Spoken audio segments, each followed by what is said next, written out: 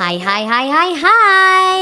Baunin að bresta á og við erum mætt aftur. Eins og áður er mikilvægast að muna hvað áttum við að muna? Manstu, við ætlum að fara á marga skemmtilega staði og dásamlega viðburð á baun, en þetta er ekki keppni að safna stimplum. Auðvitað, ég man það, bara að hafa gaman. Einmitt. Hvað finnst þið mest spennandi í ár á baun? Mér finnst mjög spennandi að fara á skógardag í Njarðvíkurskógum og ég ætla að taka með mig teppi og horfa á sirkus og hitta skáta og lúlla löggubánsa og líka gróður setja á óskabaun. Wow, en spennandi. Svo ætla ég alls ekki að missa af listahátíð barna í Dús safnahúsum og þar verður líka hægt að búa til eigin plánetu í sólmyrkvasmiðju. Þú veist að það er að koma sólmyrkvi bráðum, er það ekki? Jú, auðvitað, í ágúst. Eigin pláneta, vá, ég er heldur betur til í það.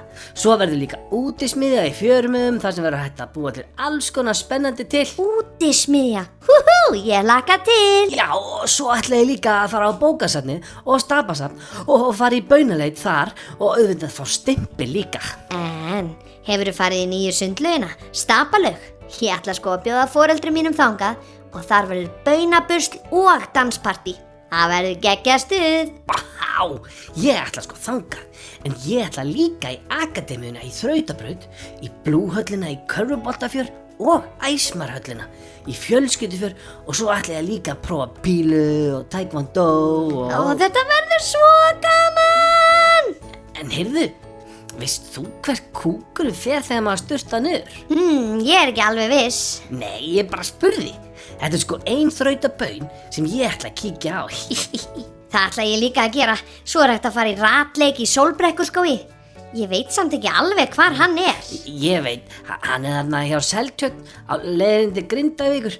Það er hægt að busla í vatninu og grilla og leika sér í skóginum. En hey, svo megum við auðvitað ekki missa af skessuskokkinu og fjólu og lummum hjá skessunni. Nei, heldur betur ekki. Vá, hvað þetta verður spennandi. Já, en ég heldur sér að vera búin að segja alla dagskrána á baun samt. Úps, sorry. En svo er hægt að fara í opið hús í Reiðhöll Mána, þar sem hægt er að fara að hestbak.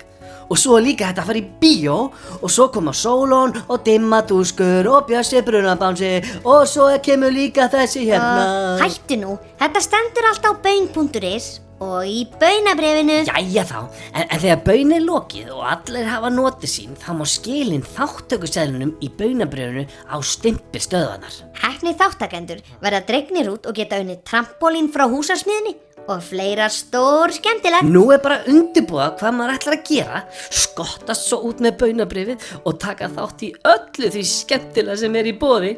Og muna að njóta. Góða skemmtun á baun!